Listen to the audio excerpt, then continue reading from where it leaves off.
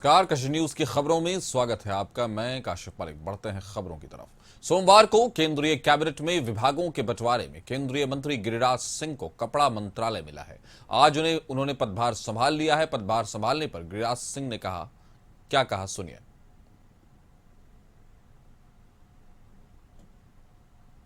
देखिए, आज तो काम संभाले हैं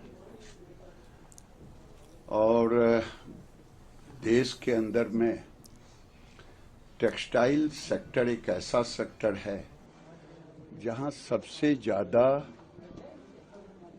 नौकरी देने वाला सेक्टर है और आज दुनिया में भी ठीक है एक अच्छा सेजेबल हम एक्सपोर्ट में भी शेयर है। तो आज प्रथम दिन है। मैं आपको इतना ही कहूंगा कि टेक्सटाइल आने वाले दिन में देश के आकांक्षाओं के अनुरूप प्रधानमंत्री के दिशा निर्देशन में हम सब इसको ले जाने का काम करेंगे, क्योंकि ये किसान से भी जुड़ा हुआ है। वहीं केंद्रीय कैबिनेट में शामिल हुए जेडीयू सांसद ललन सिंह ने पदभार संभाल लिया है। पंचायती राज मंत्री के तौर पर उन्होंने कार्यभार संभाल लिया है। वहीं ललन सिंह ने अपना कार्यभार संभाल लिया है। पंचायती राज मंत्री के तौर पर ललन सिंह ने अपना पदभार संभाल लिया है। जनता दल यूनाइटेड के बड़े चेहरे जाने जाते हैं और नीतीश कुमार के करीबियों में गिने जाते हैं। पूर्व राष्ट्रीय अध्यक्ष भी रहे हैं जनता दल यूनाइटेड के। तो ललन सिंह ने पदभार संभाल लिया। आप देख सकते हैं किस तरह से अपने ऑफिस में है, उन्होंने अपना कार्यभार संभाल लिया है। तो पंचायती राज मंत्री के तौर पर ललन सिंह ने अपना पदभार ग्रहण कर लिया है।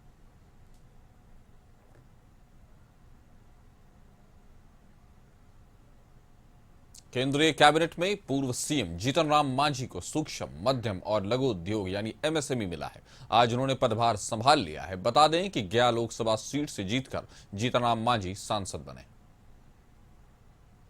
तो एमएसएमई मंत्रालय का संभाल लिया है पदभार पूर्व मुख्यमंत्री जीतन राम मांझी को। आप देख सकते हैं अपने कार्यालय में हैं और पहला दिन है आज मंत्री के तौर पर। एमएसएमई मंत्रालय उनको मिला है, उसका पदभार उन्होंने संभाल लिया है।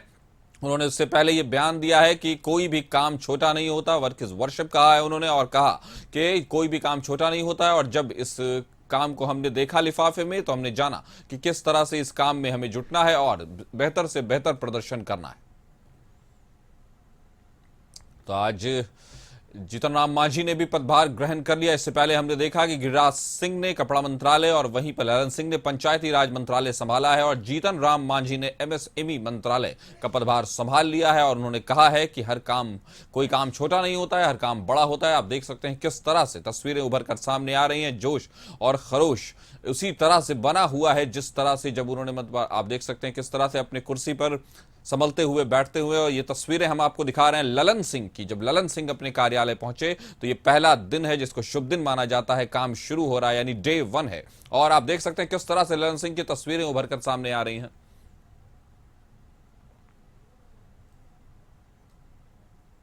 इस खबर पर ज्यादा जानकारी के साथ संपादक अशोक मिश्रा हमारे साथ जुड़ गए। अशोक जी, बताइए, आखिरकार पदभार ग्रहण कर लिया, चाहे पंचायती राज मंत्रालय का हो, एमएसएमई का हो या कपड़ा मंत्रालय हो, हर तरफ से नेताओं ने, मंत्रियों ने अपना पदभार ग्रहण कर लिया और पहला दिन है, क्या कहेंगे आप? देखिए काशिफ, जिस तरह से मंत्रिमंडल में विभागों का बंटवारा हुआ और जिस तरह से राजनीतिक दल के नेताओं की प्रतिक्रिया आई और खास करके जो विपक्षी नेता हैं, चाहे तेजस्वी प्रसाद यादव हों या कांग्रेस के नेताओं की जो प्रतिक्रिया आई, उस प्रतिक्रिया के अनुरूप ये कहा गया कि कहीं न कहीं केंद्रीय मंत्रिमंडल में बिहार की उपेक्षा हुई है और बिहार के मंत्रियों को जो विभाग मिला है वो दमदार विभाग नहीं है। लेकिन आज जिस तरह से मंत्रियों ने अपना कार्यभार संभाला है और अपनी पहली प्रतिक्रिया दी है, उससे ये कहा जा सकता है कि मंत्री अपने मिले विभाग से संतुष्ट हैं। दूसरी बात यह है कि अगर मंत्रियों की कहीं कोई शिकवा शिकायत भी है तो वो इसे पब्लिक डोमेन में लाना नहीं चाहते हैं और यह बताना चाहते हैं कि चूंकि मंत्री मंडल का दायित्व नरेंद्र मोदी यानी कि प्रधानमंत्री पर है और इसलिए प्रधानमंत्री ने जिस विभाग को आवंटित किया है उन्हें, उस पर या उन्होंने जिस विभाग पर भरोसा किया है वो और जो दायित्व उन्हें मिला है उसका निर्वहन वो करेंगे। इसलिए आप देखें कि आज सवेरे से ही मंत्रियों ने पदभार ग्रहण करना शुरू किया है, चाहे वो जीतन राम मांझी हो, चिराग पासवान हो और ललन सिंह हो और गिरिराज सिंह हो, ये सभी मंत्रियों ने अपना पदभार संभाल लिया है। और सभी मंत्रियों की पहली प्रतिक्रिया यही है कि उन्हें जो विभाग मिला है वह बेहतर है और उसे वो बेहतर तरीके से उसमें काम करेंगे और प्रधानमंत्री के सपने को साकार करेंगे। गिरिराज सिंह को जब कपड़ा मंत्रालय दिया गया तो ऐसी प्रतिक्रिया आई कि गिरिराज सिंह का कद छोटा किया गया, लेकिन आज गिरिराज सिंह का जो बयान आया है उस बयान में आप देख सकते हैं कि उन्होंने कहा कि कपड़ा मंत्रालय बहुत बड़ा विभाग है और इसमें नौकरी की सबसे ज्यादा संभावना है और खास करके इसमें भारी संख्या में श्रमिक जुड़े हुए हैं। तो ऐसी परिस्थिति में इस विभाग में काम करना अपने आप में बहुत बड़ी बात है और उन्होंने कहा कि इस विभाग में हम काम करेंगे और प्रधानमंत्री का जो लक्ष्य है उसे हम पूरा करेंगे। अगर ललन सिंह की बात करें तो ललन सिंह ने कहा कि कोई विभाग छोटा नहीं होता। पंचायती राज विभाग के बारे में जिस तरह से लोगों की प्रतिक्रिया आ रही थी उसमें ललन सिंह का ये बयान काफी मायने रखता है, चूंकि वो जदयू के बड़े नेता रहे हैं और जदयू को भी 12 सीटें मिली है इस लोकसभा चुनाव में। तो वैसी परिस्थिति में ललन सिंह को जो विभाग मिला है उस पर उन्होंने जो सधी हुई प्रतिक्रिया दी है ये अपने आप में बताता है कि जदयू भी चाहती है कि यह सरकार बेहतर तरीके से चले।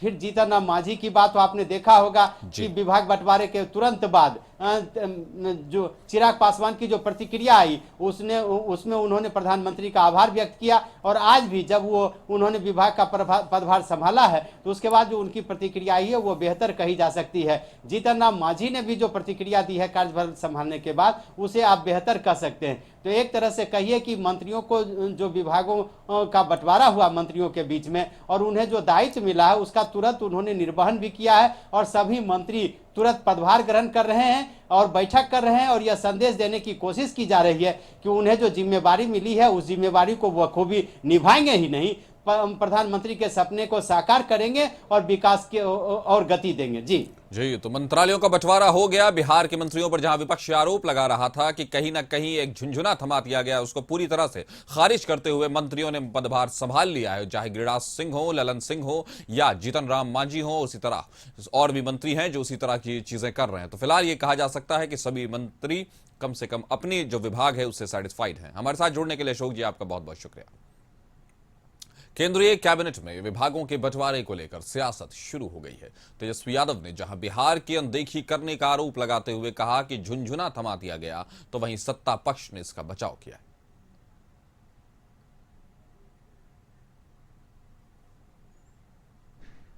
एक बात तय है कि इस बार नरेंद्र मोदी जी प्रधानमंत्री के रूप में बहुत ही कमजोर प्रधानमंत्री साबित होंगे। आप जान ही रहे हैं कि देश की जनता ने भाजपा को नकार दिया और 240 पे ले आया। तो ये बात तो स्पष्ट है कि एक संदेश जनता ने दिया है और हम सब लोग विपक्ष के तौर पे बहुत ही मजबूत उभर के आए। ज़्यादा सीटों का आप लोग भी जानते हैं अंतर नहीं है, एक विकास का ही इनके लिए कुछ नहीं मिला है तो इसी तरह के शब्दों का प्रयोग करेंगे। बिहार को 8-8, 7-7 मंत्री मिले हैं और सब बिहार के विकास के लिए अपने आप को लगने और सारे डिपार्टमेंट जो बिहार से रिलेटेड हो सकते थे उन सब पर फोकस किया गया है। और ये एनडीए की सरकार है, पूरी सरकार और नरेंद्र मोदी बिहार के विकास की चिंता कर रहे हैं। जो लोग हारे हैं, हताशा में हैं, वो बेचैनी में न आए। कहीं ना कहीं अभी जो 2, 3, 4 के आंकड़ों पर सिमटे हुए लोग जो बड़े बड़े बयानवीर बने थे कि 25 सीटें आ रही हैं, उनसे जाके पूछिए कि 25 सीटें कहाँ हैं। हम लोगों को जो विभाग मिलना चाहिए जिससे जनता का कल्याण हो, नहीं मिला तो यह दुर्भाग्यपूर्ण है बिहार के लिए।